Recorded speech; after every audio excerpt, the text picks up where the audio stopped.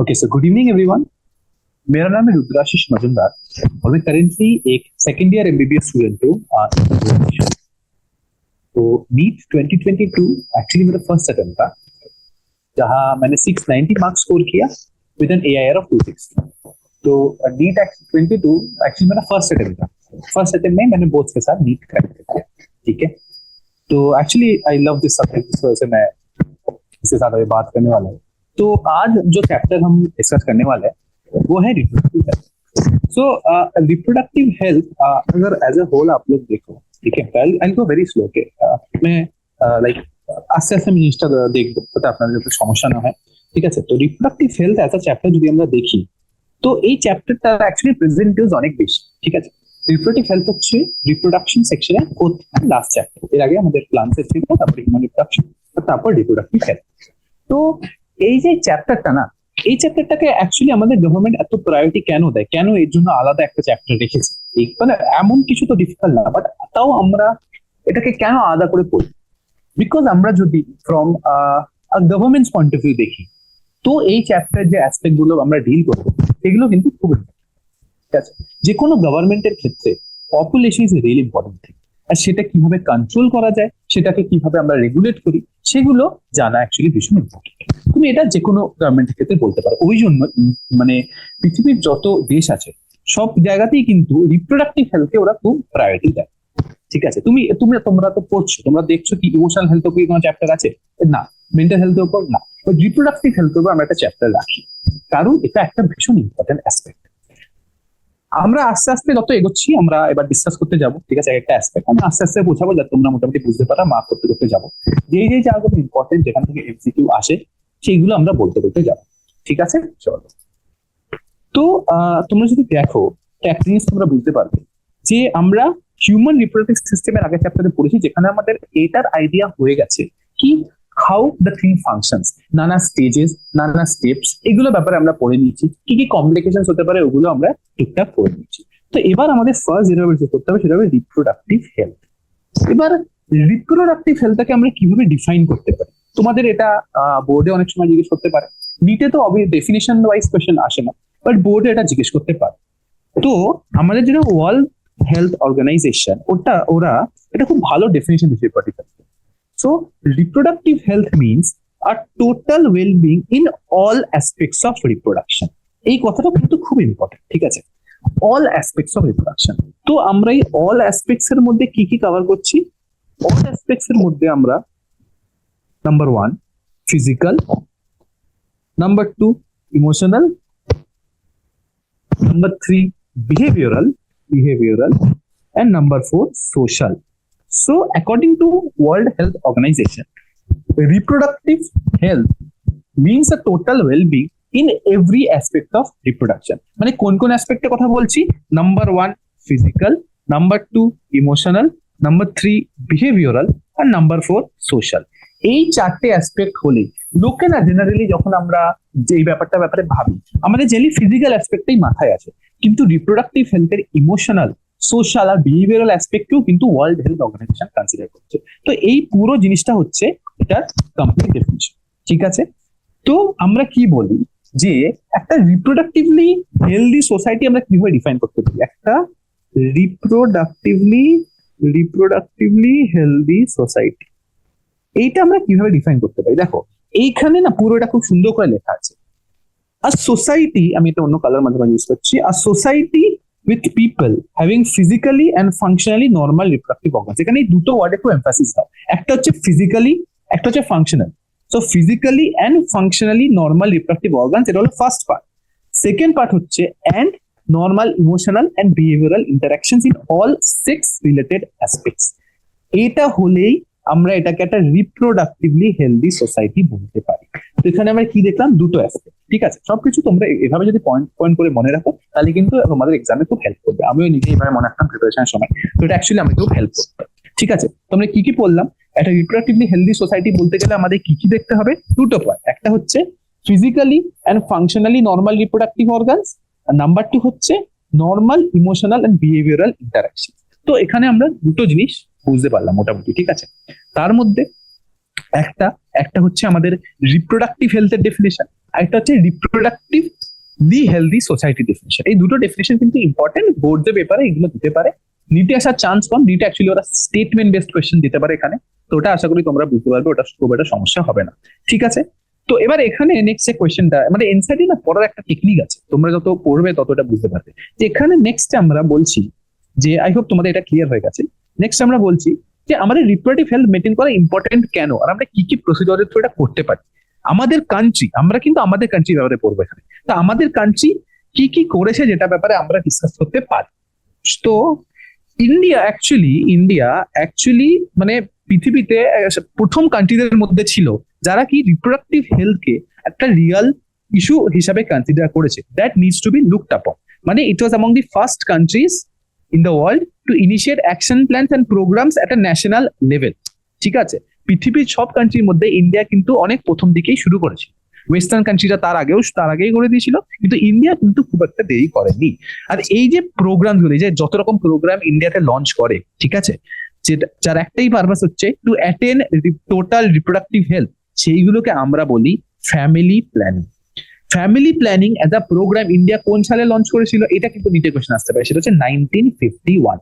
So এই 1951 আমরা family planning K as a plan launch করেছি, যেখানে আমরা নানা রকম প্রোগ্রাম, নানা রকম অ্যাকশন প্ল্যান করেছি, যাতে আমরা কি করতে পারি, টোটাল রিপ্রোডাক্টিভ হেলথ। তো আমরা তোমাকে কি বলতে চাইলাম আমি প্যারাগ্রাফটা থ্রু, যে ফ্যামিলি প্ল্যানিং যেটা আমরা 1951 শুরু করেছি, সেটার পারপাস থেকে, সেটা কি পার্ট, সেটা হচ্ছে উই হ্যাভ অ্যাকশন প্ল্যান, আমাদের অ্যাকশন প্ল্যান আছে যে আমরা কিভাবে জিনিস এক্সিকিউট করব, আর আমাদের প্রোগ্রামস আছে মানে কিভাবে আমরা জিনিসগুলো ফ্লো করাবো। তো অ্যাকশন প্ল্যান এন্ড প্রোগ্রামস, যেটার একটাই পারপাস, নেট গোল হচ্ছে টোটাল রিপ্রোডাক্টিভ হেলথ। এই জিনিসটা খুব ইম্পর্টেন্ট। তো ফ্যামিলি প্ল্যানিং এ আমরা কি কি পার্ট, একটা হচ্ছে অ্যাকশন প্ল্যান, একটা হচ্ছে প্রোগ্রাম, আর এটা পারপাসটা কি, মানে এমটা কি টোটাল রিপ্রোডাক্টিভ হেলথ। আর রিপ্রোডাক্টিভ হেলথের ডেফিনেশন আমরা কিছুক্ষণ আগেই বললাম, কি total wellbeing in all aspects of reproduction. আর কি কি অ্যাসপেক্ট ছিল এখানে তোমাদের পড়িয়েছি, physical, emotional, behavioural and social. বুঝতে পারলে? আমি এই জিনিসগুলো আস্তে আস্তে বোঝাচ্ছি বিকজ এই জিনিসটা লোকে অ্যাকচুয়ালি মানে অনেক লেখা আছে দেখে পড়ে না, তারপর তারা এটা নিয়ে প্রবলেম ফেস করে। ঠিক আছে, কারণ এগুলো নিয়ে কোয়েশ্চেন আসতে পারে, মানে এই পার্টটা থেকে কোয়েশ্চেন আসার পার্টটা শুরু হয়ে যায়। ঠিক আছে, কিন্তু আর এটা এমন একটা চ্যাপ্টার যেটা আফটার নিত যাই করো তুমি পড়ো রিলেটেড টু বায়োলজি, এটা কিন্তু ইম্পর্টেন্ট থাকবে, হিউম্যান ফিজিওলজি রিলেটেড। তো এবার তো আমরা ফ্যামিলি প্ল্যানিং ইনিশিয়েট করে দিলাম, কিন্তু আমরা একটা জিনিস রিয়েলাইজ করলাম যে আমরা যদি family planning A only রিপ্রোডাকশনে focus করি না, তাহলে রিপ্রোডাকশনের অ্যাসপেক্টে, তাহলে কিন্তু এটা কিছু একটা গ্যাপ থেকে যাচ্ছে এখানে, মানে এমন একটা গ্যাপ যেটা কিন্তু খুব এসেনশিয়াল, মানে যেটাকে ফিল করা দরকার। তো তখন আমরা কি করলাম, অনলি রিপ্রোডাকশন নো, আমরা কি করলাম এর পরের অ্যাসপেক্টটাকেও কনসিডার করলাম, আর তারপর আমরা আনলাম ইমপ্রুভড প্রোগ্রামস।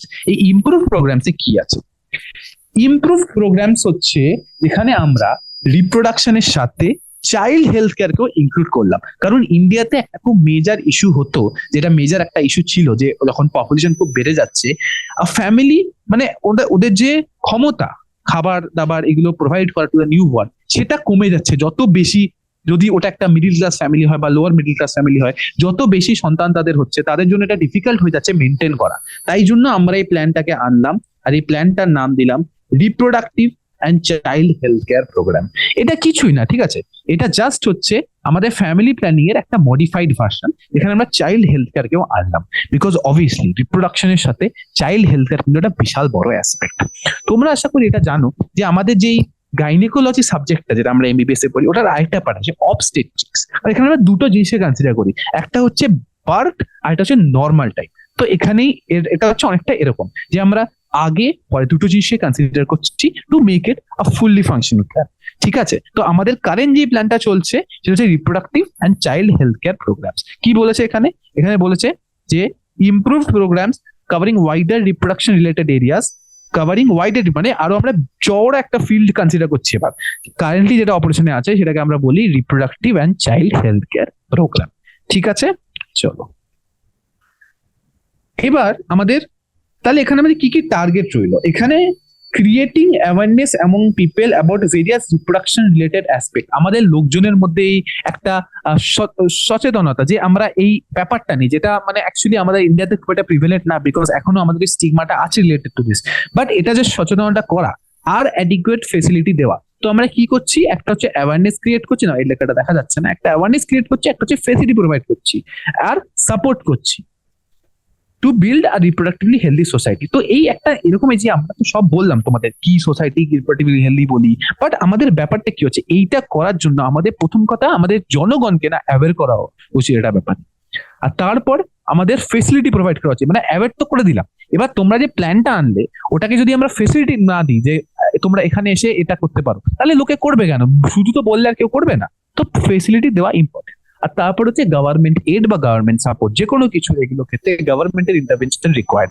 গভর্নমেন্ট ছাড়া এটা করা কিন্তু খুব ডিফিকাল্ট। ঠিক আছে, তো এবার এই যে আমরা reproductive and child health care programme করলাম, তো এখানে এবার আমরা কিভাবে এই জিনিসটাকে অ্যাওয়ারনেসটাকে, যে অ্যাওয়ারনেসটা আমরা বললাম, এই অ্যাওয়ারনেসটাকে এবার কিভাবে আমরা স্প্রেড করি, এটা আমরা দেখবো এই প্যারাগ্রাফে। মানে what are the various means এটা করা।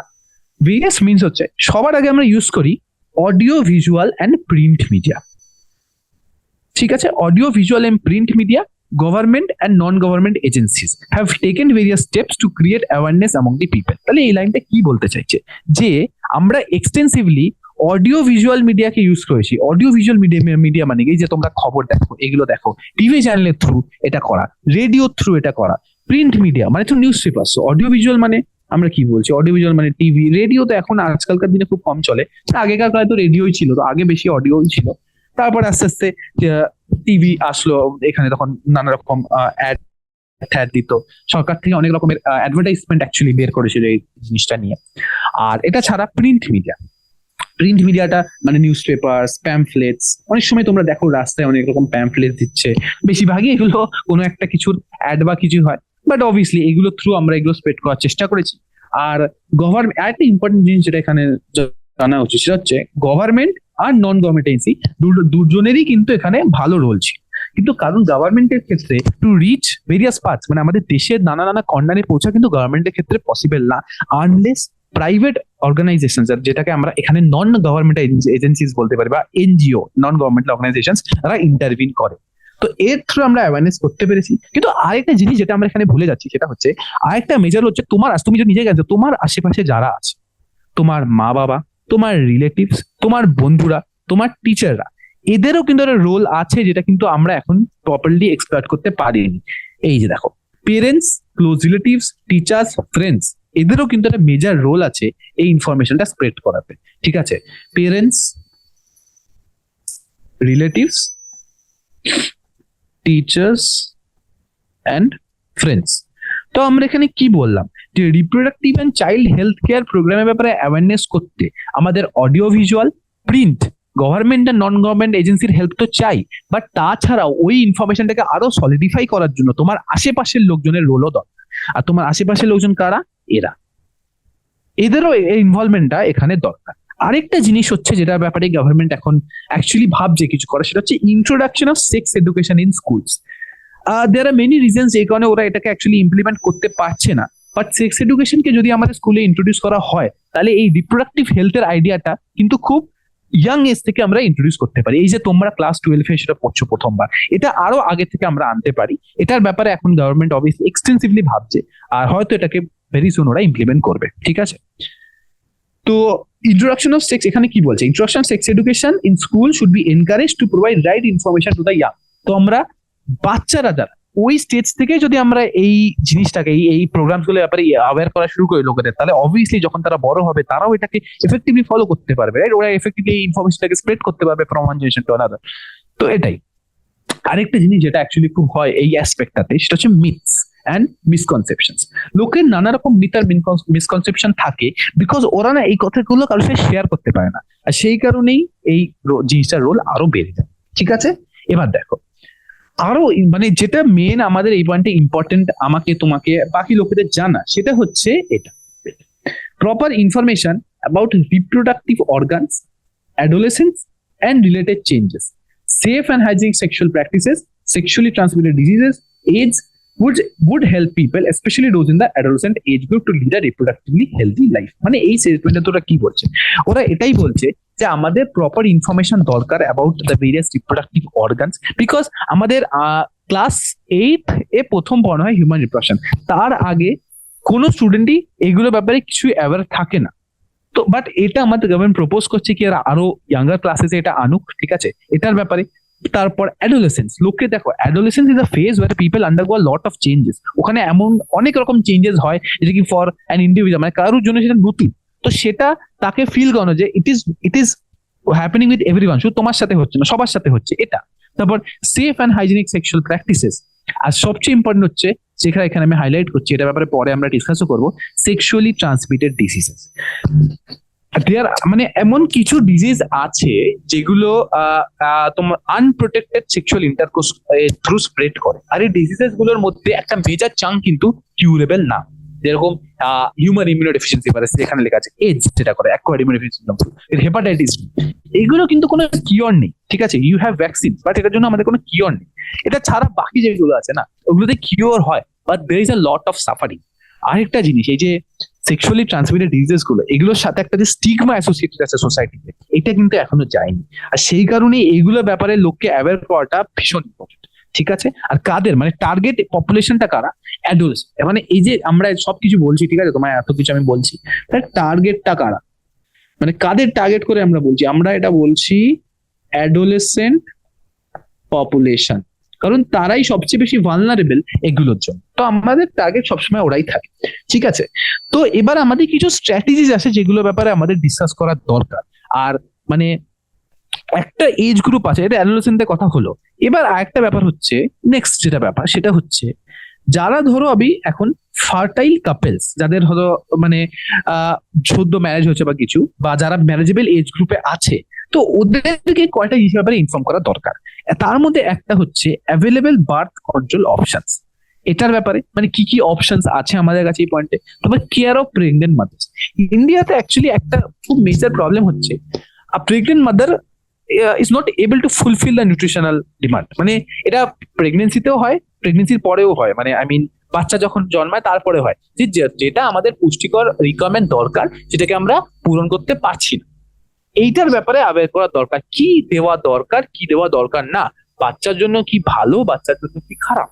দেখো, এমন অনেক ওষুধ আছে, এমন অনেক খাবার দাবার আছে যেগুলো কিন্তু বাচ্চার জন্য ডেট্রিমেন্টাল হয়। আজকালকার দিনে এরকম অনেক দেখা যায় যে প্রেগনেন্ট মহিলারা অ্যালকোহল বা এগুলো ইনটেক করছে, বাট এইগুলো অ্যাকচুয়ালি যে বাচ্চাটা আছে না, ওকে হার্ম করে, ওর ডেভেলপমেন্টটা এফেক্ট করে, রাইট। তো এইগুলোর ব্যাপারে যদি লোকজনকে অ্যাওয়্যার করা না হয়, মানে তাহলে অনেক প্রবলেমস অ্যাকচুয়ালি ভবিষ্যতে অ্যারাইজ করতে পারে ফর ফ্যামিলি। তো এই জন্য এটা খুব important. Post natal care of mother, আমরা তো প্রেগনেন্ট মাদারের কেয়ারের কথা বললাম, কিন্তু প্রেগনেন্সির পরেও যখন মায়ের নিউট্রিশনাল, দেখো একটা কথা তোমার সিম্পল বলছি, একটা বাচ্চা হচ্ছে প্যারাসাইট, ও যেভাবে পারুক তার মায়ের থেকে নিউট্রিশন নিয়ে নেবে। এবার মাকে নিউট্রিশনটা ফ্যামিলি থ্রু দিতে হবে। The parasite will take nutrition from whatever it will get. So এটা খুব ইম্পর্টেন্ট, কিন্তু এটা আমাদেরও পড়ার সময় আমাদের টিচাররা বলতো যে বাচ্চা কিন্তু যেভাবে সে নিউট্রিশন গেইন করে নেবে, কিন্তু মাদার নিউট্রিশনটা মোস্ট ইম্পর্টেন্ট। প্রেগনেন্সির পরে এমন অনেক চেঞ্জেস হয়, ঠিক আছে, একটা ফিমেলের that needs to be looked upon, যেটাকে স্পেশাল কেয়ার দরকার, কিন্তু লোকে ভাবে প্রেগনেন্সির পর ফিমেল একদম নর্মাল হয়ে যায়। তো এটাই তো, but we need to look into that. আরেকটা হচ্ছে, আমরা তো তিনটে পয়েন্টের কথা বললাম, birth control options, care of pregnant mothers and post natal care of mother. এরপরে পয়েন্টটা হচ্ছে ইম্পর্টেন্স অফ ব্রেস্ট ফিডিং। আচ্ছা, তোমরা এখানে যারা যারা হিউম্যান হেলথ অ্যান্ড ডিজিজ পড়েছো, ওরা এটা খুব ভালো করে জানো যে মাদার্স মিল্কে এমন অনেক কিছু থাকে যেটা আমরা কোনো আর্টিফিশিয়াল ফুড বা প্যাকেজে যে প্যাকেজড ফুড গুলো বেরোয় ওগুলো তো প্রোভাইড করতে পারি না। এমন এমন অ্যান্টিবডিজ থাকে না অ্যাকচুয়ালি ব্রেস্ট মিল্কে, যেটা ইনিশিয়াল ফিউ ডেজে যে ব্রেস্ট মিল্কটা বেরোয় না, ওটাকে আমরা বলি কলোস্ট্রাম। ওটা একটু ইয়েলোইশ হয়, ইয়েলো থেকে গ্রিনিশ একটা টিঞ্জ থাকে। আর কলোস্ট্রামে একটা অ্যান্টিবডি থাকে যেটাকে আমরা বলতে পারি আইজিএ। আইজির ফুল ফর্ম হচ্ছে ইমিউনোগ্লোবিউলিন এ। এবার এই ইমিউনোগ্লোবিউলিন এ অ্যাকচুয়ালি বাচ্চার জন্য খুব এসেনশিয়াল ওই ফেজটাতে। তো আমরা সবসময় এটা ট্রাই করি যে ব্রেস্ট ফিডিং কে প্রায়োরিটি দেওয়া। এমন অনেক মহিলা আছে যারা কসমেটিক রিজনস এর জন্য ব্রেস্ট ফিডিং কে অ্যাভয়েড করতে চায়, বাট তাদের এটা জানা উচিত যে তার বাচ্চার জন্য IgA অ্যান্টিবডি যেটা আমাদের কোলেস্ট্রমে থাকে সেটা কিন্তু অ্যাকচুয়ালি খুব ইম্পর্টেন্ট। আচ্ছা, এটা ছাড়া তোমরা তো এটা জানোই, যারা হিস্ট্রি সিভিক্স এরা পড়েছো, এটা জানোই যে আমাদের ইন্ডিয়াতে কিভাবে ফিমেল ফিটিসাইড, ইনফ্যান্টিসাইড এই কেসেস গুলো হয়। এইগুলো কেন হয়? কারণ এখনো সেই রিগ্রেসিভ মাইন্ডসেটটা লোকের রয়ে গেছে যে একটা female child is not as capable as a male child, যার কারণে এই যে কিছু স্টেটস আছে যেখানে এখনো এই জিনিসটা ফলো হয়। এখন আমাদের গভর্নমেন্ট অনেকটা রিডিউস করতে পেরেছে, বাট স্টিল এই জিনিসটা আছে। তো এটাকে আমাদের মানে এক্সপ্লেন করা ভীষণ দরকার for a family, for a fertile couple or people who are in marriageable age group. তো আমাদের টার্গেট এখানে কারা? তো এই যে কথাগুলো এতক্ষণ ধরে বললাম, এখানে টার্গেটটা কার? এখানে টার্গেটটা হচ্ছে যে এর আগে আমরা বললাম টার্গেট হচ্ছে অ্যাডোলেসেন্ট পপুলেশন, এবার টার্গেট হচ্ছে আমাদের ফার্টাইল কাপল না হলে adolescent age group, sorry adolescent age group না, ফার্টাইল কাপল না হলে হচ্ছে ম্যারেজেবল এজ গ্রুপে যারা আছে, যারা ধরো এখনো বিয়ে করেনি বাট ওরা ওই এজে পৌঁছে গেছে, ম্যারেজেবল এজ গ্রুপ। তো এরা হচ্ছে আমাদের টার্গেট। আর আমরা কি কি ইনফরমেশন কনভে করতে চাই? একটা হচ্ছে কি কি বার্থ কন্ট্রোল অপশন আছে, যেটা একটা হচ্ছে কি কি বার্থ কন্ট্রোল অপশন আছে, হ্যাঁ কি কি বার্থ কন্ট্রোল অপশন আছে। নাম্বার 2 হচ্ছে প্রেগনেন্ট মাদারের কেয়ার কিভাবে নিতে হবে। নাম্বার 3 হচ্ছে প্রেগনেন্সির পর মানে বাচ্চা জন্মে যাওয়ার পর বাচ্চা আর মায়ের কিভাবে খেয়াল নিতে হবে। তারপর হচ্ছে ইম্পর্টেন্স অফ ব্রেস্ট ফিডিং। আর এটা ছাড়াও ইকুয়াল অপরচুনিটি, যেটা আমি এখন তোমাদের বললাম। আর এই জিনিসগুলো ছাড়াও আরো কি কি প্রবলেম অ্যারাইজ হতে পারে যখন পপুলেশন গ্রোথ ভীষণ বেড়ে যায়, বা sex abuse and sex related crime যেগুলো, ওগুলোর ব্যাপারেও আমাদের ইনফর্ম করা দরকার। নেক্সট লাইনে এটা লেখা আছে, ঠিক আছে, যে awareness of problems due to uncontrol population growth. Problem due to uncontrol population growth মানে কি কি সমস্যা হতে পারে? এই যে আমাদের কারেন্ট যেই রেটে পপুলেশন গ্রোথ হচ্ছে সেই রেটে কত রকম প্রবলেম আমরা ফেস করতে পারি ইন দ্য ফিউচার। এখন হয়তো আমরা পপুলেশন প্রবলেমটা বুঝতে পারছি না, বাট ইন দ্য ফিউচার কি প্রবলেম ফেস করতে পারি। বা ফর অ্যাজ আ ফ্যামিলি, মানে অ্যাজ আ ফ্যামিলি যখন তাদের প্রচুর সন্তান হয়ে যায়, raising them up is becoming difficult, ঠিক আছে, এখন যে লেভেল আছে। তো সবাই জেনারেলি সব ফ্যামিলি টার্গেট করে একজন বা দুজন সন্তান হয়, বা তার থেকে বেশি হলে রেজিং বিকাম ডিফিকাল্ট আনলেস তারা কোনো আপার ক্লাস ফ্যামিলি গ্রুপের থেকে বা এরকম কিছু, যেন সাধারণ মানুষের জন্য ডিফিকাল্ট হয়ে যায়। তো এটা বোঝানো। এটা ছাড়া social evils like sex abuse and sex related crimes, মানে তোমরা এখনো জানো যে ইন্ডিয়াতে খুব মেজর পোর্শন অফ ক্রাইমস যেটা আমরা মানে একদম মানে যেটা আমাদের গভর্নমেন্ট একদম গণ্য করেছে, sex related crimes, rape, sexual abuse এখনো প্রত্যেক দিন ইন্ডিয়ার কোনো না কোনো কর্নার থেকে রিপোর্ট হয়। আর এটার ব্যাপারে লোককে ইনফর্ম করা, সেটাও আমাদের বেসিক্যালি একটা দায়িত্ব হয়ে যায় আন্ডার দিস প্রোগ্রাম। ওকে, তো এটা আমরা কেন করতে চাই? To enable people to think and take up necessary steps to prevent them and build a socially responsible and healthy society. তাহলে আমাদের টার্গেটটা এখানে কি? আমরা নেসেসারি স্টেপস নেব যাতে আমরা ওটা প্রিভেন্ট করতে পারি। আর মেন এম যেটা আমাদের সেটা হচ্ছে to build up a socially responsible and healthy society. তো এখানে আমরা এটা ব্যাপারে বলতে পারলাম, ঠিক আছে। তো আমরা অনেক কিছু বললাম reproductive and child health care programme নিয়ে, যেখানে অ্যাডোলেসেন্টকে টার্গেট করে আমরা কি বলছি, তারপর আমরা তার থেকে বড় ফার্টাইল এজ গ্রুপকে টার্গেট করে আমরা কি বলছি। এবার সবই তো আমরা বললাম যে এটা আমরা করতে পারি, ওটা আমরা করতে পারি। এবার কোয়েশ্চেনটা হচ্ছে এটা করার জন্য আমাদের কি কি রিকোয়ার্ড আছে, ঠিক আছে। দেখো নেক্সট প্যারাগ্রাফে খুব ভালো করে লেখা আছে, successful implementation of various action plans to attend reproductive health. এর এই যে সাকসেসফুল ইমপ্লিমেন্টেশন যত কিছু বললাম, এটা 3টে জিনিস দরকার। বই দেখার আগে আমি তোমাদের লিখে বলছি, 3টে জিনিস দরকার, ঠিক আছে। মানে যে কোনো ধরো সাকসেসফুল ইমপ্লিমেন্টেশনে 3টে জিনিস দরকার। একটা হচ্ছে ইনফ্রাস্ট্রাকচার, মানে আমাদের যেই সাপোর্টটা, মানে আমাদের ওই প্রপার সাপোর্ট, ওটা।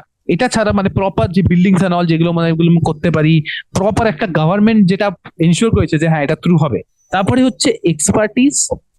এক্সপার্টিস কারা করতে পারে? যাদের এর ব্যাপারে প্রচুর নলেজ আছে, ঠিক আছে। আমি দেখো কোনো র্যান্ডাম মানুষ বললে তো অবশ্যই এটা আমরা ইমপ্লিমেন্ট করতে পারবো না, কারো এক্সপার্ট যার এগুলো ব্যাপারে প্রচুর নলেজ ওরা। আর এটা ছাড়া হচ্ছে মেটেরিয়াল সাপোর্ট।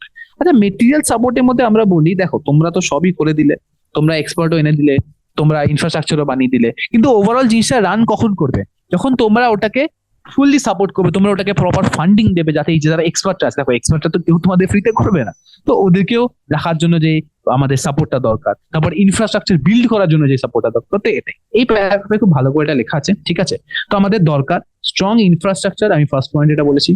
তারপর যে professional expertise second point, material support third point. তো এইটা হচ্ছে আমাদের সাকসেসফুল ইমপ্লিমেন্টেশন এর রিকোয়ারমেন্ট, সাকসেসফুল এটাই হচ্ছে রিকোয়ারমেন্ট। ওকে, আর এটা আমাদের এসেনশিয়াল কেন, এই যে সাকসেসফুল ইমপ্লিমেন্টেশন, এটা essential to provide medical assistance and care to people in reproduction related problems. আর রিপ্রোডাকশন রিলেটেড প্রবলেমস মানে কিন্তু শুধু তোমাদের প্রেগনেন্সি না, অনেক প্রবলেম আছে। যেরকম এখানে আমরা যদি বলি, প্রবলেমস হচ্ছে pregnancy, delivery, STD, abortion, contraception, pregnancy, delivery, STD, abortion, contraception, menstrual problems, infertility, etc. তো আরো অনেক এরকম প্রবলেমস আছে যেগুলো সাপোর্ট দরকার। প্রেগনেন্সি, তোমরা হয়তো জানো না যে একটা প্রেগনেন্ট মাদার যখন লেবারে থাকে না, তখন যদি কিছু সমস্যা হয় ওটা রিলেটেড, তো কয়েক মিনিটের মধ্যে মাদারের ডেথ হয়ে যেতে পারে। এই জন্যই অবস্টেট্রিক্স এন্ড গাইনোকোলজিকে আমরা অ্যাজ আ সাবজেক্ট খুব প্রায়োরিটি দিই, বিকজ মানে এটা এমন একটা সাবজেক্ট, এমন একটা জিনিস যেখানে একটা পারফেক্টলি হেলদি পার্সনের ডেথ উইদিন সেকেন্ডস হয়ে যায় যখন ব্লিডিং শুরু হয় না। মানে তোমরা তো জানি, তোমরা যারা পড়েছো সার্কুলেশন চ্যাপ্টারটা, আমাদের বডিতে কত ব্লাড আছে, 5 লিটার অ্যারাউন্ড। তো এবার যদি ব্লিডিং স্টার্ট হয় না, এত ফাস্ট ব্লাড ড্রেন হয়ে যায় না, উইদিন মিনিটস মহিলাটা মরে যায়। এই কারণেই, এই প্রবলেমটার জন্যই ইন্ডিয়াতে শুধু একটাই মর্টালিটি আমরা কনসিডার করি আদার দ্যান ইনফান্ট, সেটা হচ্ছে ম্যাটারনাল মর্টালিটি। আরো তো অনেক প্রফেশন আছে, অনেক টাইপের গ্রুপ আছে যেগুলো আমরা কনসিডার করতে, বাট আমরা শুধু একটাই জিনিস কনসিডার করি, সেটা হচ্ছে ম্যাটারনাল মর্টালিটি। আর এটাকেই সেন্টার একটা প্রায়োরিটি দেয় একটা রিজনের জন্য। ডেলিভারি, এটা তো বললাম। এসটিডি, এসটিডি কে যতটা তোমাদের মনে হয় যে it's less prevalent, STDs are actually very prevalent, ঠিক আছে? তো এসটিডি কে ট্যাকেল করার জন্য আমাদের প্রপার সাপোর্ট দরকার। একটা জিনিস লোকের যেটা হয় সেটা হচ্ছে স্টিগমা, যে আমি কাউকে বলবো না, বিকজ এটা একটা মানে এটাকে লোকে গুপ্ত রোগ বলে। তো এসটিডি অ্যাসোসিয়েটেড যে প্রবলেমস গুলো, এগুলোকে ট্যাকেল করা কিন্তু একটা সরকারের দায়িত্ব হয়, বিকজ সাপোর্ট প্রোভাইড করা হচ্ছে আমাদের। তো এটা ছাড়া হচ্ছে অ্যাবর্শনস কেও আমাদের হ্যান্ডেল করা। অনেক সময় অ্যাক্সিডেন্টাল প্রেগনেন্সিস হয়ে যায়, আমরা এটা ব্যাপারে পরে ডিল করছি। কন্ট্রাসেপশনের ব্যাপারে আমরা একটা পুরো ডিটেল পার্ট আছে, ওটার ব্যাপারে বলবো। মেনস্ট্রুয়াল প্রবলেমস, মেনস্ট্রুয়েশন যখন ইনিশিয়ালি হয়, অনেক রকম প্রবলেমস রাইজ করে, at any point of time problems might arise, ঠিক আছে? তো এইগুলোর সাথেও ট্যাকেল করা আমাদের দায়িত্ব। আর ইনফার্টিলিটি, অবশ্যই ইনফার্টিলিটি একটা পার্ট আমাদের লাস্টে আছে, এটার ব্যাপারে আমরা বলবো, ঠিক আছে? তো এই প্রবলেমস গুলোকে সাপোর্ট করা জন্য আমাদের না এই প্রোগ্রামটার ইমপ্লিমেন্টেশন দরকার। আর ইমপ্লিমেন্টেশন জন্য আমাদের কি দরকার? Point number 1, point number 2, point number 3। বুঝতে পারলে? আমি আস্তে আস্তে বুঝে যাচ্ছি পয়েন্ট ওয়াইজ, এই জিনিসগুলো মাথায় ঢোকে। তোমরা এরকম পয়েন্ট পয়েন্ট করে মনে রাখবে, তবে জিনিসগুলো করা যাবে, ঠিক আছে? হ্যাঁ, ওকে। তো এই যে আমরা এত কিছু বললাম, এই কেয়ার দরকার, আমরা এটা প্রোভাইড করতে হবে, ওটা প্রোভাইড করতে হবে, এটা কিভাবে করবো? আমাদের অনেক বেটার টেকনিক ইমপ্লিমেন্ট করতে হবে ফ্রম টাইম টু টাইম, যাতে আমরা এফিসিয়েন্টলি অ্যাসিস্ট্যান্স প্রোভাইড করতে পারি। যেমন একটা প্রসিডিওর হয় যেটাকে আমরা বলতে পারি অ্যামনিওসেন্টেসিস। অ্যামনিওসেন্টেসিস হচ্ছে একটা procedure that is performed during pregnancy to check for any chromosomal abnormalities and foetal infections. তো আমরা অ্যাকচুয়ালি কি করি অ্যামনিওসেন্টেসিসে আমরা যে অ্যামনিওটিক ফ্লুইডটা, তোমরা আগে চ্যাপ্টারে পড়েছো অ্যামনিওটিক ফ্লুইড, তো অ্যামনিওটিক ফ্লুইড যেটা আছে আমরা ওটাকে বেসিক্যালি চেক করি। মানে আমরা অ্যামনিওসেন্টেসিসে কি করছি, অ্যামনিওসেন্টেসিসে আমরা অ্যামনিওটিক ফ্লুইডটাকে চেক করছি কিসের জন্য, কেন চেক করছি নাম্বার 1 ক্রোমোজোমাল অ্যানোমালিস, যাতে আমরা দেখতে পারি কি জেনেটিক মেটেরিয়ালে কোনো সমস্যা আছে নাকি। আর এটা ছাড়া হচ্ছে আমাদের বেসিক্যালি ফিটাল ইনফেকশন, অনেক সময় অনেক রকম ইনফেকশন বিফোর বার্থ হতে পারে, তো এগুলোকেও আমরা ডিল করতে পারি। বাট এত বড় বাট, কারণ অ্যামনিওসেন্টেসিস এমন একটা জিনিস যেটাকে আমাদের দেশে অনেক দেশে এক্সপ্লয়েট করা হয় to know the sex of the child. ওরা এই ক্রোমোসোমাল অ্যানালিসিস করলেই তোমরা জানতে পারো ওটা মেল নাকি ফিমেল। এবার এই কিছুক্ষণ আগে আমরা ডিসকাস করলাম যে আমরা কেন it's important for us to inform people যে there are equal opportunities for male and female. কারণ ইন্ডিয়াতে না এখনো কিছু স্টেটসে practices like infanticide and foeticide are done for female চাইল্ডের হত্যা এখনো হয় এই একটাই কারণের জন্য, ওই অর্থোডক্স মাইন্ডসেটের জন্য।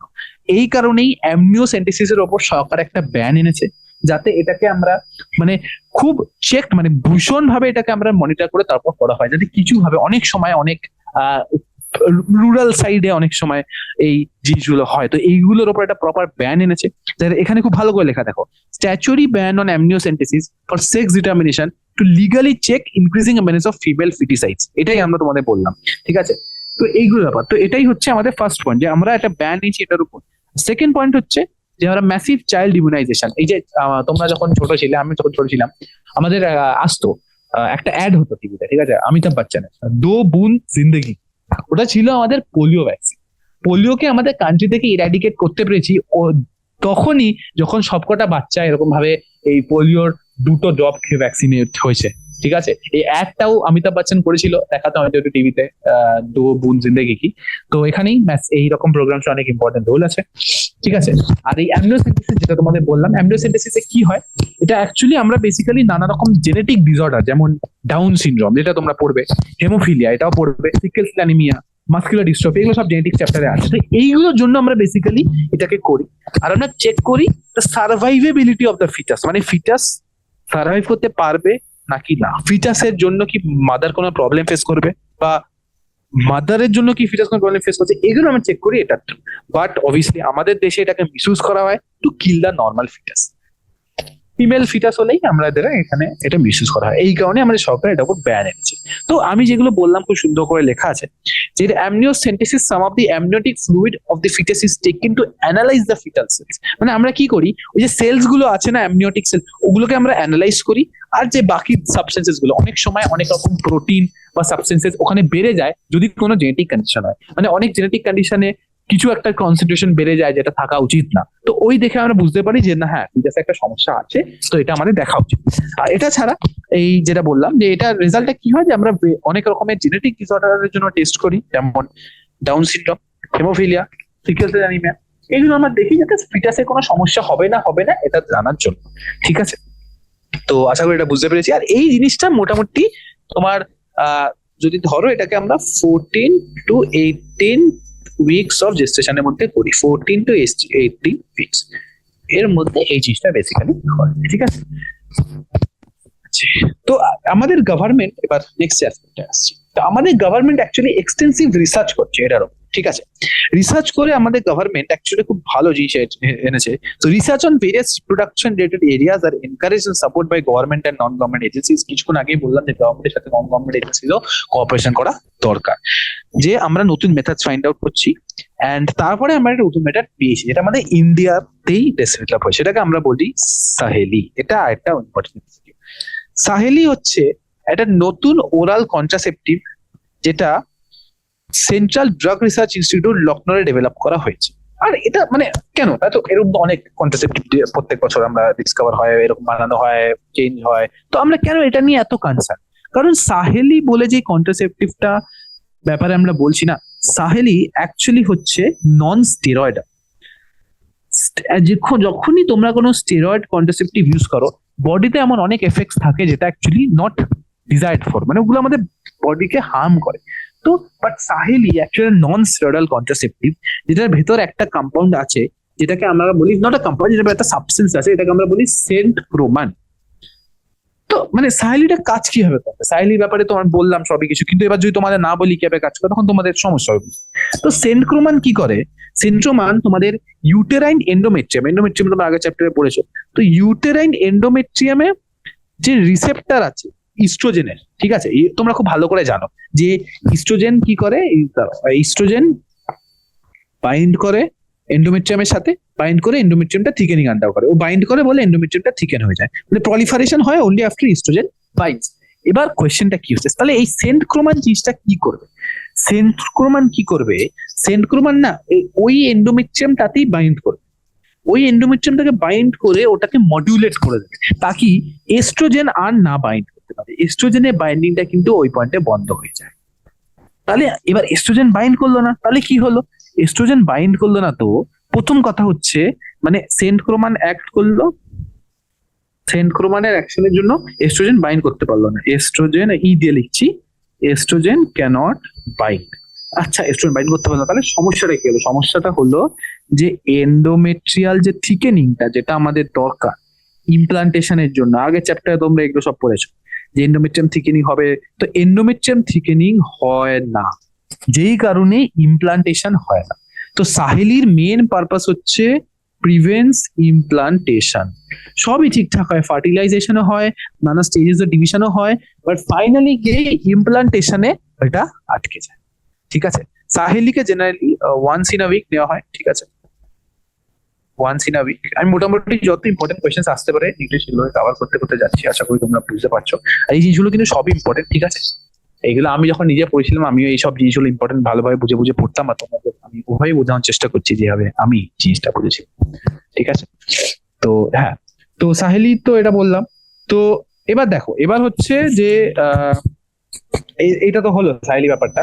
এবার এটা ছাড়া এখানে লেখা আছে যে better awareness about sex related matters, increase number of medically assisted deliveries and better post natal care are lead decrease maternal infant mortality. তো এই যে তোমাদের কিছুক্ষণ আগে বললাম যে ইনফ্যান্ট মর্টালিটি রেট আর মেটার্নাল মর্টালিটি রেট দুটো এমন জিনিস যেটাকে আমাদের গভর্নমেন্ট মনিটর করে, শুধু এই দুটো জিনিসকে খুব এক্সেসিভলি মনিটর করে। আর এটা কেন কেন এই জিনিসটা কমছে?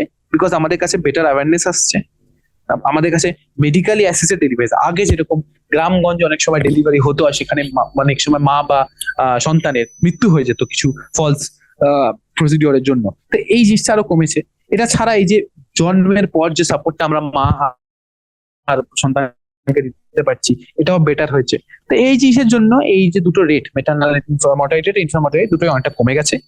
আর আরেকটা হচ্ছে যে increase number of couples in small families, better detection cure of histories and overall medical facilities. আরো পয়েন্ট যে আমাদের যে এই যে ফ্যামিলি প্ল্যানিং যে জিনিসটা, যে আমাদের মানে কম সন্তানে একটা ফ্যামিলি করা, এই জিনিসটা আরো বেশি এনকারেজ করছে।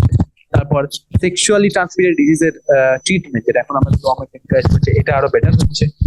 তারপর মেডিকেল ফেসিলিটি, যত রকম সমস্যা এগুলো আরো বেটার হচ্ছে। তো এই 6টা পয়েন্টের জন্য আমাদের এই যে infant mortality maternal mortality rate, এই দুটোই কিন্তু একটা ডিপ নিয়েছে। এটা কিন্তু অ্যাকচুয়ালি আমাদের গভর্নমেন্টের জন্য একটা বেটার জিনিস। ঠিক আছে, বুঝতে পেরেছো মোটামুটি? চলো এবার দেখো নেক্সট যে জিনিসটা আমরা বলছি সেটা হচ্ছে population and it's explosion. So population দেখো, সবার আগে তোমাদের পপুলেশন স্টেবিলাইজেশন আর বার্থ কন্ট্রোল বোঝার আগে তোমাদের এটা বুঝতে হবে হোয়াট ইজ পপুলেশন। পপুলেশন হচ্ছে total number of individual of species. তো পপুলেশনটা কি বলছি? পপুলেশন হচ্ছে total number of individuals,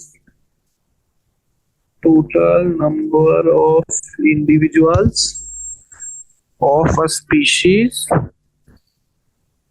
present in a given area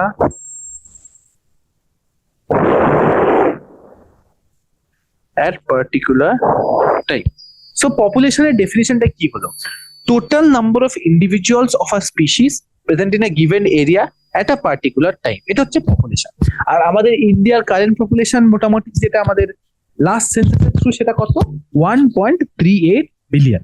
ওকে, দেখো 2021 একটা সেন্সাস হওয়ার কথা ছিল, but due to the pandemic ওটা পোস্টপন্ড হয়ে গেছে, এখন ইনডিফিনিটলি পোস্টপন্ড আছে। ঠিক আছে, তো আমরা এবার এটা ব্যাপারে বলতে যাচ্ছি। দেখো, সো হ্যাঁ, এই যে আমরা পপুলেশন স্টাডি করছি এটাকে আমরা বলি ডেমোগ্রাফি। এই পপুলেশন স্টাডিটা। এবার দেখো, তো অফিসিয়াল কাউন্টিংটাকে আমরা সেন্সাস বলি, এখন তোমাদের বললাম ওটা ঠিক আছে। এবার শোনো, এই যে লাস্ট 100 বছর গেছে ওখানে পুরো সব ফিল্ডে যত রকম ফিল্ড আছে, medical, engineering, research, arts, literature, সব ফিল্ডে এত ডেভেলপমেন্টের জন্য লোকেদের কোয়ালিটি অফ লাইফটা না খুব ইমপ্রুভ করেছে। ঠিক আছে, যার একটা মেজর রিজন হচ্ছে এই যে তোমাদের বললাম এই দুটো জিনিস, ইনফ্যান্ট মর্টালিটি, মেটার্নাল মর্টালিটি কমা, এটা কিন্তু হয়েছে মেজরলি ওটার জন্য। আর আরেকটা যেটা তোমাদের ওখানেই কভার করেছেন যে increased health facilities, better living conditions had N explosive impact on the growth of the population. কিন্তু ব্যাপারটা কি হলো, এবার তো লোকে দেখছে যে আমরা ভালো হেলথ ফেসিলিটিস পাচ্ছি, তার মধ্যে লোকের ইনকাম বাড়ছে, স্ট্যান্ডার্ড অফ লিভিং বাড়ছে, তো পপুলেশনটাও আস্তে আস্তে বাড়া শুরু করলো, লোকে family planning a better focus করলো। তো 1900 সালে ওয়ার্ল্ড পপুলেশন ছিল, দেখো 1900 সালে ওয়ার্ল্ড পপুলেশন ছিল হচ্ছে 2 বিলিয়ন। ঠিক আছে, ওয়ার্ল্ড পপুলেশন। এবার 100 বছর পরে সেটা হয়ে গেছে 6 বিলিয়ন, মানে 4 বিলিয়ন ইনক্রিজ। এবার 2011 মানে আর 10 বছরের মধ্যে সেটা হয়ে গেছে 7.2 বিলিয়ন। মানে তোমরা বুঝতেই পারছো যে পপুলেশনটা কোন রেটে বাড়ছে, রাইট? এটা কিন্তু এবার এটার একটা মেজর রিজন হচ্ছে ইন্ডিয়ার দুটো সবচেয়ে পপুলার কান্ট্রি, ইন্ডিয়া আর চায়না, মেজর স্পাইকটা কিন্তু ওদের পপুলেশনেই এসছে। ঠিক আছে, তখন দেখছো যে 100 বছরে 4 বিলিয়ন পপুলেশন বেড়েছে, তবে লাস্ট 10 বছর না 1.2 বিলিয়ন পপুলেশন বেড়ে গেছে।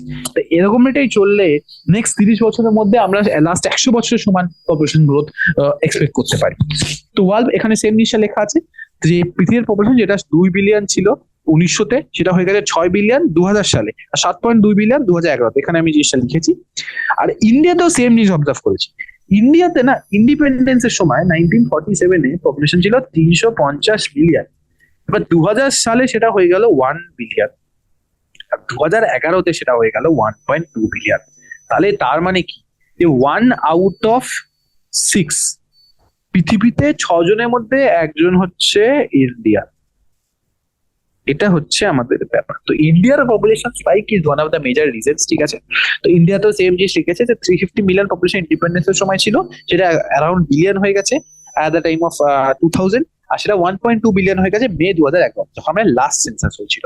আর আরেকটা এর মধ্যে রিজন যেটা আমরা এখন বললাম সেটা হচ্ছে র্যাপিড ডিক্লাইন। এই যে তোমরা পপুলেশনের নাম্বারগুলো মার্ক করে দিচ্ছি, 2 বিলিয়ন, 6 বিলিয়ন, 7.2 ওয়ার্ল্ডের জন্য, ইন্ডিয়ার জন্য 350 মিলিয়ন, বিলিয়ন, 1.2 বিলিয়ন।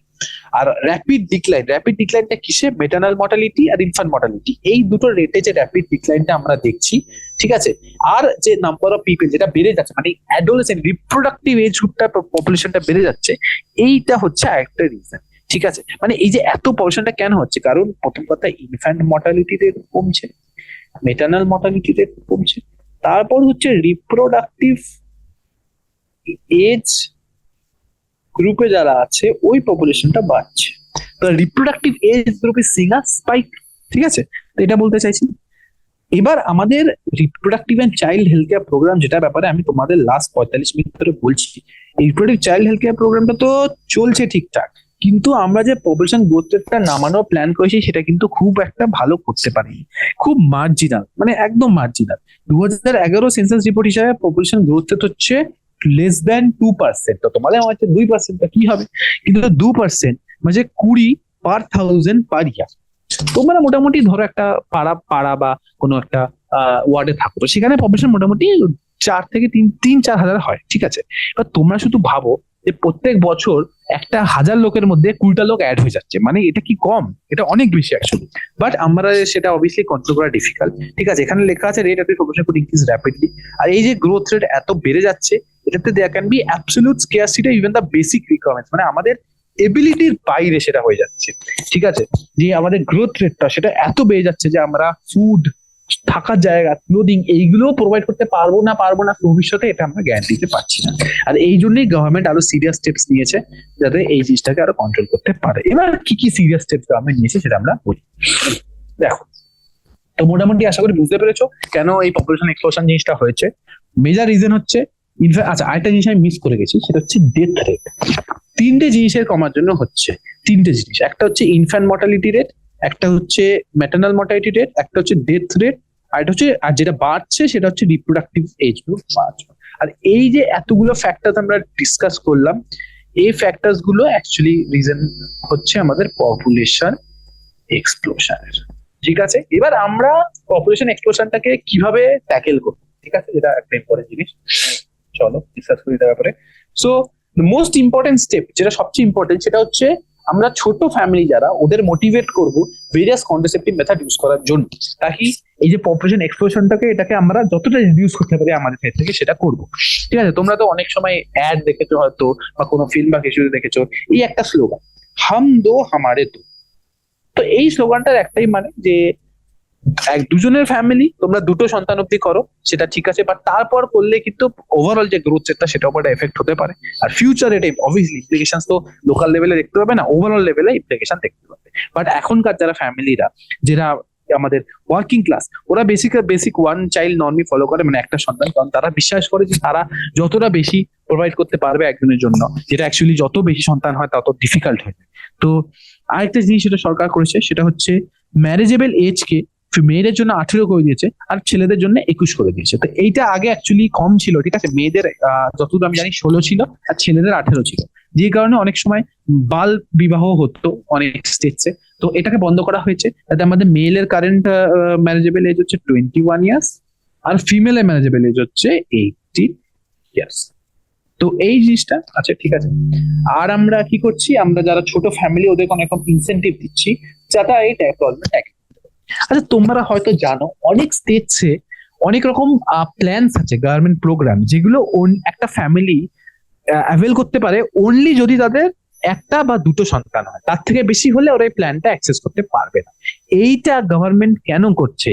কারণ এই যে সমস্যাটা, এটাকে ওরা এফেক্টিভলি ট্যাকেল করতে পারে এইটার থ্রু দিয়ে। তাদের ফ্যামিলিদের এরা ভাববে যে আমরা এই প্রোগ্রামস গুলো ইউজ করতে পারবো না, আমরা সরকারি পরিকল্পনাগুলো ব্যবহার করতে পারবো না, তো আমরা এটাকে আমরা একটা বা দুটো সন্তানের মধ্যে কন্ট্রোল করার চেষ্টা করি, যে যাতে আমরাও আমাদের সন্তানকে বেস্ট দিতে পারি আমাদের সাইড থেকে, আর গভর্নমেন্ট থেকে আমরা সব সাপোর্ট পাই।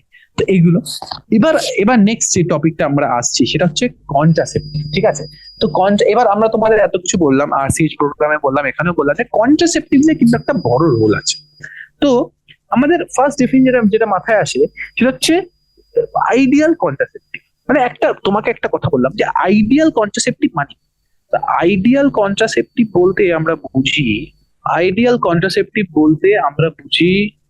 নাম্বার 1 পয়েন্ট ইউজার ফ্রেন্ডলি, এটা ব্যবহার করা খুব একটা জটিল না, ইজিলি অ্যাভেলেবেল, যেটা খুব ইজিলি আমাদের সরকার মানে যে কোনো জায়গায় কোনো ওষুধের দোকান বা কোথাও গেলে পাওয়া যাবে। তারপর হচ্ছে এফেক্টিভ আর রিভার্সেবল, মানে ওটাকে আমরা বারবার ইউজ করতে পারি আর ওটা কাজ করবে। আরেকটা হচ্ছে, যেটা আরেকটা ইম্পর্টেন্ট, সেটা হচ্ছে should not interfere with sexual drive, এইটা একটা ইম্পর্টেন্ট। তো এই চারটে পয়েন্ট তোমরা যদি একবার দেখো, তো এখানে খুব ভালো করে লেখা আছে। তো ideal contraceptive should be user friendly, easily available. User friendly মানে আমরা ওটা ব্যবহার করা খুব একটা কমপ্লেক্স না, খুব easily available, effective, reversible, no or least side effects. আরেকটা হচ্ছে should not interfere with sexual drive. তো এইভাবে আমরা ডিফাইন করি আইডিয়াল কন্ট্রাসেপটিভকে। আর এই আইডিয়াল কন্ট্রাসেপটিভ ডেফিনেশন থ্রু আমাদের গভর্নমেন্ট এখন অনেক রকমের কন্ট্রাসেপটিভস অ্যাকচুয়ালি প্রোভাইড করে, আমাদের অনেক রকমের ডিভাইসেস আছে যেগুলো আমরা করতে পারি, ওগুলো ব্যাপারে আমরা এক এক করে এবার ডিসকাস করবো। ঠিক আছে, তো এখানে কি বললাম, ideal contraceptive should be what, it should be user friendly, it should be easily available, it should be effective and reversible, আর এটা সেক্সুয়াল ড্রাইভের সাথে ইন্টারফেয়ার করা উচিত না, বা সেক্সুয়াল অ্যাক্টের সাথে ইন্টারফেয়ার করা উচিত না। ঠিক আছে, আচ্ছা। তো অনেক রকম কন্ট্রাসেপটিভ এখন আছে, এটাকে আমরা ডিভাইড করতে পারি। একটা হচ্ছে natural method, barrier method, IUD, oral contraceptive, injectable, implant, surgery. তো একসাথে অনেক কিছু বলে দিলাম। ঠিক আছে, তো এক এক করে। তো আমরা ফার্স্ট মেথড হচ্ছে natural and traditional. Natural method, তো আমরা এটা বলবো, আবার ফেরত আসবো, আবার দেখবো, আবার বলবো। ঠিক আছে, চলো দেখো। তো ন্যাচারাল মেথড মানে কি? ন্যাচারাল মেথড তো বলে তো দিলাম, এবার ন্যাচারাল বলতে কি? আমরা অ্যাভয়েড করছি chance of sperm and ওভা meeting, মানে স্পার্ম আর ওভা মিট করার যে চান্সটা, এটাকে আমরা অ্যাভয়েড করছি, আর এটাকে আমরা বলি ন্যাচারাল। মানে আমরা কিছুই করবো না, আমরা কোনো ইন্টারভিন করবো না বাইরে থেকে, বাট আমরা জাস্ট অ্যাভয়েড করবো যাতে স্পার্ম আর ওভা না মিট করে। ন্যাচারাল মেথড, ওখানে principle of avoiding chance of sperm and ova meeting. তারপরে হচ্ছে, এবার আমরা এক এক করে নাম দেখাচ্ছি। নাম্বার 1, ফার্স্ট মেথড যেটা আমরা বলতে পারি ন্যাচারালের আন্ডারে, সেটা হচ্ছে রিদেম মেথড। মানে এটাকে অনেক সময় ক্যালেন্ডার মেথডও বলা হয়। ঠিক আছে, তো রিদেম মেথডের ব্যাপারটা কি? রিদেম মেথডের ব্যাপারটা হচ্ছে যে it is a one such method in which the couples avoid or abstain from coitus. Coitus মানে হচ্ছে sexual intercourse from day 10 to day 17 of the menstrual cycle when ovulation should be expected. আচ্ছা, ঠিক আছে। এবার দেখো, তোমরা এবার অবশ্যই মাথায় এই কোয়েশ্চেনটা আসবে যে 10 থেকে 17 কেন আসবে। এবার এটা বুঝো। দেখো, মেনস্ট্রুয়েশন জেনারেলি আমরা কনসিডার করি 14 ডেতে হয়, এটা হচ্ছে জেনারেল। এবার একটা এস্টিমেট আমরা কনসিডার করি +2 নাহলে -2, তো 12 হতে পারে, 16 ডেতে হতে পারে। এবার দেখো, তো এর আগে বা এর পরে হওয়াটা খুব রেয়ার। তো যদি 12 ডেতে মেনস্ট্রুয়েশন, যদি ওভিউলেশন হয়, তাহলে একটা কথা বলো, তাহলে এবার স্পার্মের ভায়াবিলিটি, একটা যে কোনো স্পার্ম যদি তোমাদের জেনারেটাল ট্র্যাক্টে এন্টার করে, তো স্পার্ম যদি জেনারেটাল ট্র্যাক্টে এন্টার করে, তো sperm can survive for 3 days, এখানে ওভা অনলি একদিন সার্ভাইভ করতে পারে। তো স্পার্ম যদি 3 দিন সার্ভাইভ করে, তাহলে স্পার্ম যদি ভাবো 11th ডেটে স্পার্ম ওখানে আছে, তাহলে ওটা তো 12 অব্দি সার্ভাইভ করে যাবে। যদি 10th ডেটে ঢোকে, তাহলে কিন্তু 12 অব্দি সার্ভাইভ করাটা ডিফিকাল্ট। 9th ডে হলে সার্ভাইভ করবে, কিন্তু 10th ডেতে চান্স কম। এখানে আমরা লেফট সাইডে রাখছি 10, 11, 12, 3 দিন। তো আমরা জানি এটা রাইট সাইড। এবার ধরো 16th ওভিউলেশন হলো, তাহলে ওভাটা সার্ভাইভ করবে 17। তো এই দুটো হচ্ছে আমাদের সেফ রেঞ্জ ফ্রম 10 to 17।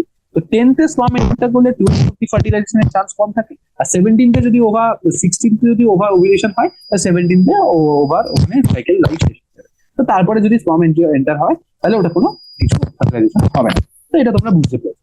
10 থেকে 17 ডে যেটা, এটাকে আমরা বলতে পারি সেফ পিরিয়ড। ঠিক আছে, 10 থেকে 17 days safe period as the chances of fertilization are very high during this period is called fertile period। মানে এটাকে 10 থেকে 17 থেকে আমরা অ্যাকচুয়ালি সেফ পিরিয়ড বলি, ফার্টাইল পিরিয়ড বলি, ফ্রম মাই সাইড এটাকে আমরা ফার্টাইল পিরিয়ড, বিকজ এই পিরিয়ডে না তোমাদের যদি ধরো স্পার্ম এন্ট্রি হয় তাহলে ম্যাক্সিমাম চান্স থাকে ফার্টিলাইজেশন, ফ্রম মাই সাইড। ঠিক আছে, তো এটা আর এবার হচ্ছে আচ্ছা, তো এই পিরিয়ডের সময় জেনারেলি কাপলরা অ্যাভয়েড করে সেক্সুয়াল ইন্টারকোর্স, মানে এই পিরিয়ডে অ্যাকচুয়ালি প্রেগন্যান্ট মানে ফার্টিলাইজেশন হয় চান্স। নেক্সট হচ্ছে উইথড্রয়াল মেথড। মানে উইথড্রয়াল মেথড এমন একটা মেথড যেটা চান্সেস অফ ফেলিয়ার হচ্ছে ম্যাক্সিমাম। উইথড্রয়াল মেথড মানে যেটাকে আমরা অলসো বলি কয়টাস ইন্টারাপ্টাস। তো এই মেথডটার মিনিং হচ্ছে যেটা মেল পার্টনার, অন্য কালার ইউজ করি, mail partner withdraws his penis from the vagina before ejaculation, just before ejaculation। তো এই মেথডটার ফেলিয়ার রেটটা সেটা হচ্ছে ম্যাক্সিমাম। ঠিক আছে, কারণ এখানে বেসিক্যালি অবভিয়াসলি এটা তো কোনো মেথড নেই, কিছু প্রসিডিওর নেই, তো এটা অ্যাকচুয়ালি কন্ট্রোল করাটা খুব ডিফিকাল্ট হয়ে যায়। কারণ যদি একটু স্পার্ম থাকে that can actually cause fertilization if it is able to cross all the barriers. ঠিক আছে, তোমরা তো হিউম্যান রিপ্রোডাকশনে পড়েছো কত রকম ব্যারিয়ার্স একটা স্পার্ম ফেস করতে হয় বিফোর অ্যাকচুয়ালি এটা ওভাকে রিচ অ্যাম্পুলা। তো ওই ব্যারিয়ার্স গুলো যদি ক্রস করতে পারে তাহলে even very small amount can actually cause fertilization. ঠিক আছে, আচ্ছা ঠিক আছে। তো এরপরে নেক্সট পয়েন্ট হচ্ছে ল্যাকটেশনাল অ্যামেনোরিয়া। ল্যাকটেশনাল অ্যামেনোরিয়াটা কি? ল্যাকটেশনাল অ্যামেনোরিয়া হচ্ছে absence of menstruation in a few months following pregnancy. এখন দেখো, এবার প্রেগনেন্সির পরে, ডেলিভারির পরে কয়েকটা মাস থাকে যে সময় আমাদের মানে মাদারের বডিতে এক্সটেন্সিভ মিল্ক প্রোডাকশন। ঠিক আছে, তো এই কারণে আমি সাইডে এটা বোঝাচ্ছি এক্সটেন্সিভ। এবার এই কারণে কি হয়, পিআরএল লেভেলসটা অনেক বেশি থাকে, পিআরএল লেভেলসটা বেশি থাকে, আর পিআরএল কে স্টিমুলেট করে পিআরএইচ, ওটা হাসপাতাল থেকে শিখে হাইপোথ্যালামাস। তো পিআরএইচ বেশি হয়, যা স্টিমুলেট করে অ্যান্টেরিয়র পিটুইটারি, অ্যান্টেরিয়র পিটুইটারি বাড়িয়ে দেয় পিআরএল। আর পিআরএল কি করে না, পিআরএল এবার ইনহিবিট করে দিচ্ছে গোনাডোট্রফিন রিলিজিং হরমোনকে। তো গোনাডোট্রফিন রিলিজিং হরমোন ইনহিবিট হয়ে গেলে এলএইচ আর এফএসএইচ ইনহিবিট হয়ে যাবে। এবার এইচ আর এফএসএইচ ইনহিবিট হয়ে গেলে কি হবে, আমাদের যে ওভারঅল মেনস্ট্রুয়াল সাইকেলটা, এটাকে আমরা বলি ল্যাকটেশন অ্যামেনোরিয়া। অ্যামেনোরিয়া মানে ল্যাক অফ মেনস্ট্রুয়াল সাইকেল, আর এটা হচ্ছে ল্যাকটেশনের জন্য, বিকজ ওখানে পিআরএল বেশি আর পিআরএল এটাকে ইনহিবিট করে দিচ্ছে। তো এখানে এই জিনিসটা লেখা আছে, is based on the fact that ovulation and the cycle does not occur during the period of intense lactation following parturition। তো কি বলেছে যে ওভিউলেশন মানে কি বলেছে, ওভিউলেশন আর সাইকেল মানে ওভিউলেশন আর মেনস্ট্রুয়াল সাইকেল হয় না during the period of intense lactation following parturition. তো যতদিন মাদার এফেক্টিভলি ব্রেস্ট ফিড করে যাচ্ছে চাইল্ডকে, তার chances of fertilization are very less, কারণ ওই টাইমে ওভিউলেশনই হয় না। ঠিক আছে, বাট এই মেথডটা ম্যাক্সিমাম 6 months অব্দি ইফেক্টিভ আমাদের বেসিক্যালি যেটা পাওয়া গেছে ওখান থেকে ম্যাক্সিমাম 6 months এফেক্টিভ বলা গেছে। আর একটা জিনিস যে এই ন্যাচারাল মেথডকে আমরা এত কেন প্রেফার করি, বিকজ এই মেথডে সাইড এফেক্ট অলমোস্ট নীল আর চান্সেস অফ ফেলিয়ার কিন্তু হাই। এই হচ্ছে দেখো, সাইড এফেক্ট তো নীল, ঠিক আছে, সাইড এফেক্ট নীল বলে এটা অ্যাকচুয়ালি একটা অ্যাডভান্টেজ হয়ে গেল, সাইড এফেক্ট নীল মানে অ্যাডভান্টেজ, কিন্তু চান্সেস অফ ফেলিয়ার কিন্তু ভীষণ হাই, যেটা একটা ডিসঅ্যাডভান্টেজ। স্পেশালি কোন মেথডটা আমি তোমাদের বললাম সবচেয়ে বেশি হাই, কয়টাস ইন্টারাপ্টাস। বুঝলে? তো এটা ছিল এই ব্যাপারে, এটার ব্যাপারে। আচ্ছা, এবার নেক্সট যে মেথডটা আমরা ডিসকাস করব সেটা হচ্ছে ব্যারিয়ার। ব্যারিয়ার মেথডে অ্যাকচুয়ালি কি হচ্ছে, হ্যাঁ, তো ব্যারিয়ার মেথড যে কি, ব্যারিয়ার মেথডে এই যে ন্যাচারাল মেথড আমরা পড়লাম, ন্যাচারাল মেথড আমরা কি করি, avoid chance of sperm and ovum meeting.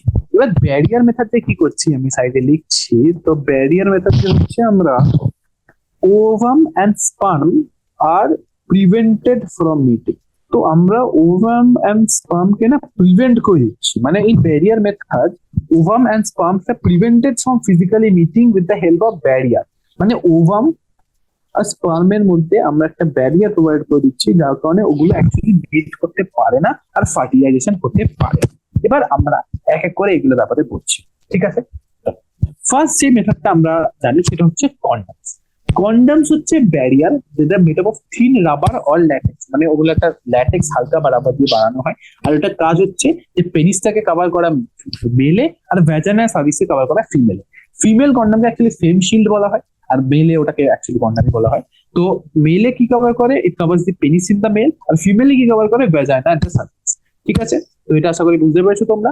আর এটা আমরা কভার করে জাস্ট বিফোর কয়টাস, যাতে আমাদের যে ইজাকুলেশন যেটা হচ্ছে ওটা আমার এই ফিমেল রিপ্রোডাক্টিভ ট্র্যাক্টে কোনোভাবে এন্টার করতে পারবে না। এবার এই মেথডটার অ্যাকচুয়ালি তো প্রিকনসেপশন তো প্রিভেন্ট করছে। আরেকটা অ্যাডিশনাল বেনিফিট আছে যেটার জন্য এটা ইউজ আরো বেড়ে গেছে, সেটা হচ্ছে এটা যে সেক্সুয়ালি ট্রান্সমিটেড ইনফেকশনকে অ্যাভয়েড প্রিভেন্ট করতে পারে। যে কোনো সেক্সুয়ালি ট্রান্সমিটেড ইনফেকশন না স্প্রেড করে না যদি কন্ডমসকে as a method of contraceptive use করা হয়। আর ইন্ডিয়াতে একটা পপুলার ব্র্যান্ড যেটা আমাদের গভর্নমেন্টে, তো ওটা হচ্ছে আমাদের নিরোধ। এটা হচ্ছে একটা popular brand of condom for the male condom. ঠিক আছে, জেনারেলি মেল কন্ডমটা more common, but female condoms also use nowadays. ঠিক আছে, আর আরেকটা কথা যে বোথ আর disposable, self inserted and gives privacy. এই যে আমরা আগের পেজে কথা বললাম যে ইউজার ফ্রেন্ডলি এন্ড এফেক্টিভ, এটাই এখানে বললাম যে এখানে এখানে আমরা সেলফ ইনসার্ট করতে পারি যাতে আমাদের ইউজার প্রাইভেসি পায়, মানে বেশি কিছু করতে হয় না। নেক্সট আমরা তো কন্ডেন্সের কথা বললাম, আর এই দুটো হচ্ছে ইরিভার্সাল, মানে এটা কিন্তু আমরা আরেকবার ইউজ করতে পারবো না। আইডিয়াল কন্ট্রাসেপটিভের মধ্যে আমরা এটা বলেছি যে হলো রিভার্সেবল হয়, আর এটা কিন্তু ইরিভার্সেবল। আচ্ছা, তো এরপরে হচ্ছে আমাদের বেসিক্যালি আরো তিনটে রিভার্সেবল মেথড। এগুলো হচ্ছে তিনটে রিভার্সেবল মেথড। কি কি তিনটে রিভার্সেবল মেথড? হচ্ছে ডায়াফ্রাম, সার্ভাইকাল ক্যাপ আর ভল্ট। তো এইগুলো সেম একই জিনিস, ব্যারিয়ার যেটা আমরা ফিমেল রিপ্রোডাক্টিভ ট্র্যাক্টে এন্টার করে দিই যাতে ওটাকে সার্ভিক্সটাকে কভার করে দেয়। সার্ভিক্সকে কভার করলে যে স্পার্মটা আমাদের জেনাইটাল ট্র্যাক্টে এন্টার করছে ওটা কিন্তু ফার্টিলাইজ করতে পারছে না, বিকজ যেতেই পারছে না ওয়ার্মের কাছে। ঠিক আছে, মানে এখানে এখানে এটা লেখা আছে যে prevent conception by blocking entry of sperm through the cervix. আর এটা কি, এইগুলো হচ্ছে রিউজেবল। ঠিক আছে, যেটা আমাদের আগে জিনিসটা ছিল না, ভীষণ ইম্পর্টেন্ট। এগুলো হচ্ছে reusable, they block the entry of sperms. আর এগুলোর যে এফিসিয়েন্সিটা, মানে এই মেথড গুলোর যে এফিসিয়েন্সিটা, এটাকে বাড়ায় হচ্ছে স্পার্মিসাইডাল ক্রিম, জেলিস আর ফোমস, যেটা আমরা এদের সাথে ইউজ করি। তো স্পার্মিসাইডাল ক্রিম, জেলি বা ফোম ইউজ করলে কি হয়, বেসিক্যালি স্পার্মে যে মজে গেলে আমরা ওটা ইউজ করি। তো এগুলোর সাথে আমরা বেসিক্যালি বোরিক অ্যাসিড বা এইসব আরো ইউজ করি। ঠিক আছে, বোরিক অ্যাসিড বা জিঙ্ক সালফেট এগুলো আমরা ইউজ করি। আমরা এখানে লিখে দিচ্ছি সাইডে যে স্পার্মিসাইডাল এজেন্টের মধ্যে যদি আমরা দেখি, ঠিক আছে, এখানে তো আমরা বললাম স্পার্মিসাইডাল এজেন্ট হতে পারে ক্রিম, জেলি আর ফোম। আর এগুলোতে কি থাকে? ফার্মিসাইডাল এজেন্টে ইদার সিট্রিক অ্যাসিড থাকতে পারে, বোরিক অ্যাসিড থাকতে পারে, আর জিঙ্ক সালফেট থাকতে পারে। এটা ছাড়া আরো অনেক জিনিস থাকে, বাট এদের মেন পারপাসটা কি?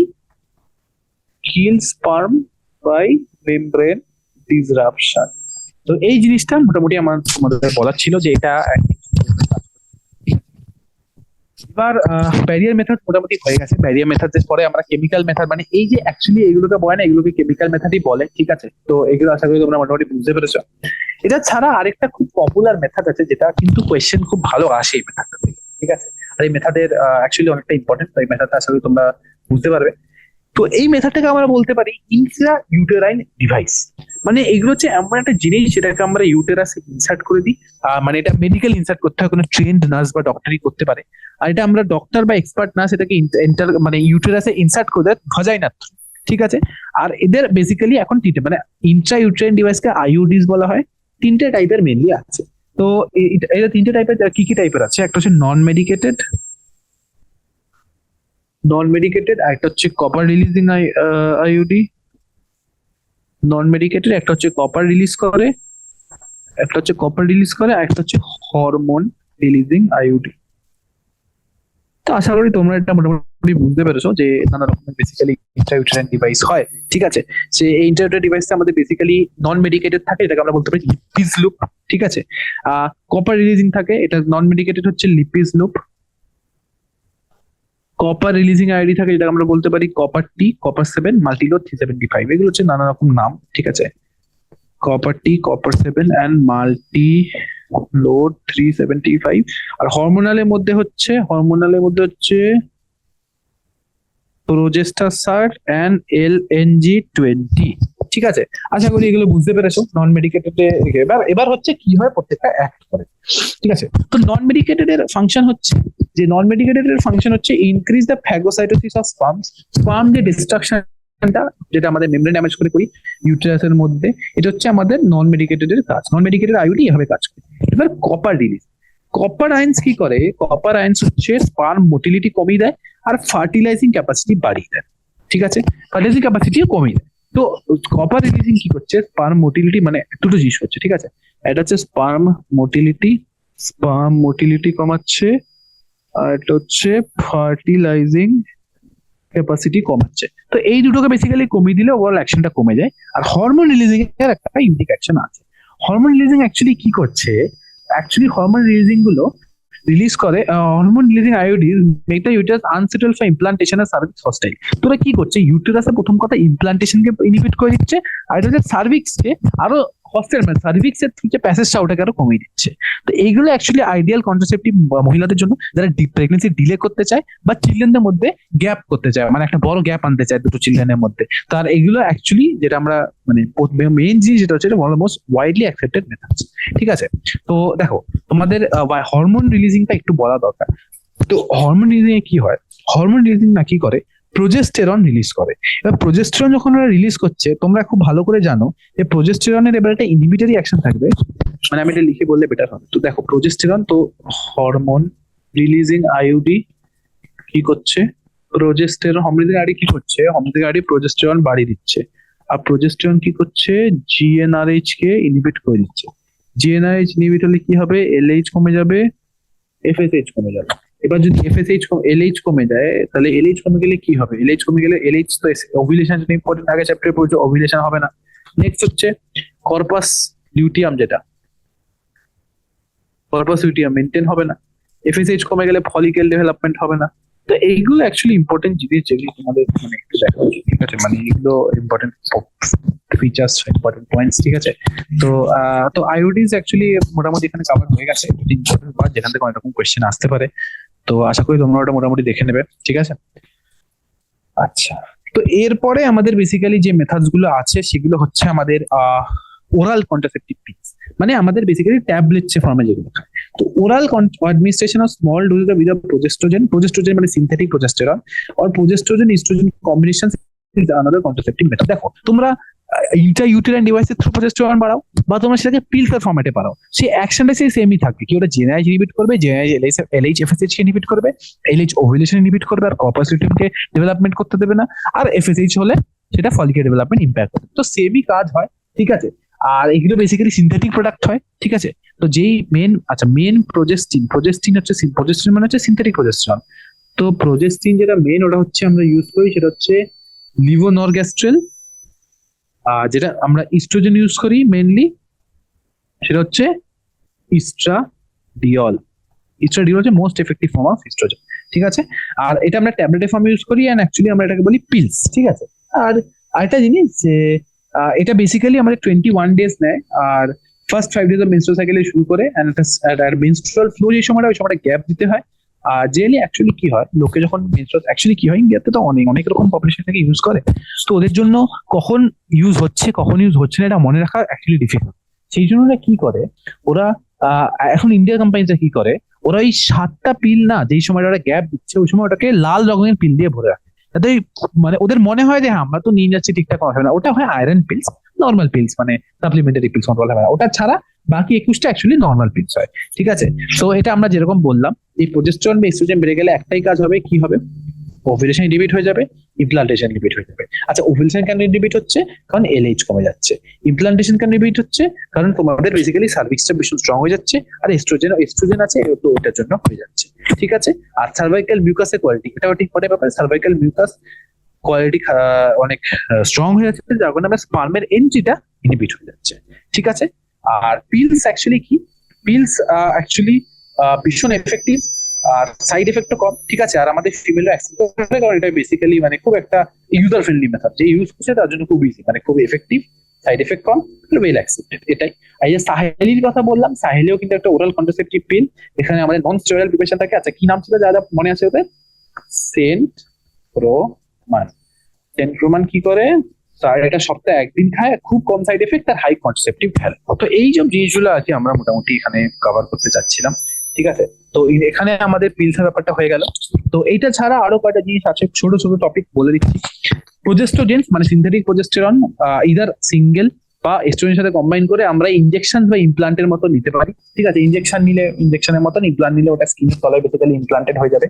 ইমপ্লান্ট মানে হচ্ছে সাবডার্মালি নেওয়া হয়। ঠিক আছে, আর ইমপ্লান্টের অ্যাকচুয়ালি মানে অনেক বছর ইমপ্লান্টের অ্যাকশন থাকে। এখানে খুব ভালোভাবে লেখা আছে, action is mode of action is similar to that of pills, and effective periods are much longer. Much longer মানে কত, মাস লঙ্গার মানে হচ্ছে 3 to 5 years, ঠিক আছে। তো এটা বেসিক্যালি একই কাজ করে অ্যাজ ওরাল কন্ট্রাসেপটিভ পিলের মতন, কিন্তু ওদের যে এফেক্টিভ রেটটা সেটা অনেক বেশি।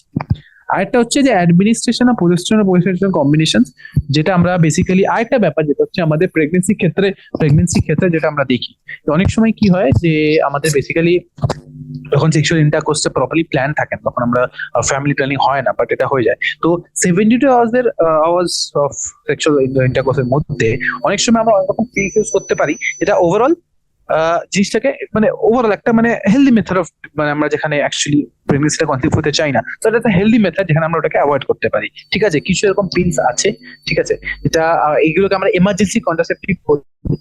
আর 72 আওয়ার্সের মধ্যে এটাকে ইউজ করা যায়। এটার একটা এক্সাম্পল হচ্ছে মিফেপ্রিস্টন।